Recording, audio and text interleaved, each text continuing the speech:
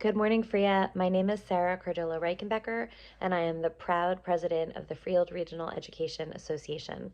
I'm excited to be talking to you this morning, even if it is via video.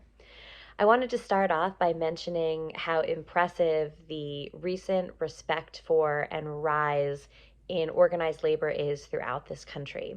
Whether it's SAG-AFTRA in New York City and Los Angeles, or Amazon workers looking to seek healthier and safer working environments, or Starbucks baristas simply advocating for better pay, I think nationally we're starting to understand what an impact organized labor has on making this country a better place to be.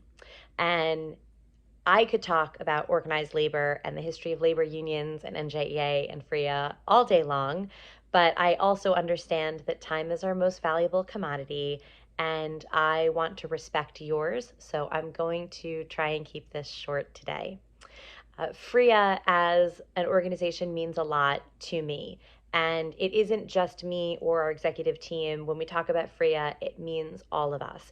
And so today, I just want to briefly mention how we can be better stewards of this organization, not just for us, not to benefit us personally, but for all of the people who came before us, the FREA leaders who went to jail, and also for the teachers who are going to come after us, who will stand in our classrooms, and our educational professionals who will support. For all of them, we need to be good stewards of this association. We need to protect it. We need to be knowledgeable about our association. And through that knowledge and that engagement and that impact, we become stronger. So this organization is structured with elected positions such as the president, our vice president, secretary, and treasurer. But we also have our building representatives who are knowledgeable, who are engaging, who are well respected, and they're your contacts. We also have assistant building reps and association contacts, people that you can speak to, and members that you can trust, colleagues and peers who will protect your interests. I want you to make an effort to communicate, to reach out, to develop communities within those association contact groups so that we can strengthen how we communicate and how we engage. We also have an executive team that is constantly working behind the scenes. We have lots of different chairs: legislative, pride and fast, negotiations, grievance. We have a web page that is full of information, a newsletter. We have Pride and Fast to make sure we're represented in the community. And I'm support. I know I'm forgetting people, but all of us work collectively to make sure that your dues are well spent, your contract is protected, and you are valued as a professional to the greatest possible extent. So I want to continue to make sure that as an organization, you feel that you can communicate with us and we can support you in attending delegate assembly meetings for NJEA, that we are listening to you at general membership meetings and at representative assemblies, that we hear your ideas and that you feel that you are a valued member of our community in this association. I want to briefly also mention how proud I am of the legislative action taken by this local last spring. As you know, we came to you and said we really need support in passing this expansion of sick leave. Amongst the 1,000 of us, you made calls, you filled out the action items on NJEA's website, and approximately 100 of you wrote very honest and very real and compelling letters to our legislative representatives, and some of them made me cry.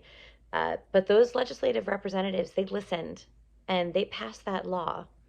And it is going to be a game changer for all of us. And so I just want to say thank you. And I want you to recognize how much of an impact you can have, not just on our local, but that's the whole state. That's every educator in the state of New Jersey is now going to have access because of the action you took. And you can have a profound impact. And the way that you vote and the approaches that you take to our legislative action items is going to make a difference. I know that sometimes people are uncomfortable with the intersection of politics and education, and I understand that, but I also think that there's a reality that as public educators, so much of what we do is mandated by statutes and laws created by our elected officials. And so especially in this critical election year, We have Vin Gopal as the head of the education committee. He just recently did a lot for our district when we thought we were going to have to cut positions and programs. He was able to come through with additional funding for us so that we were able to remain whole. We need allies in the state house, and we need to support NJEA endorsed candidates. It's a nonpartisan thing. We simply endorse candidates who support public education, and every single one of those actions and votes matters.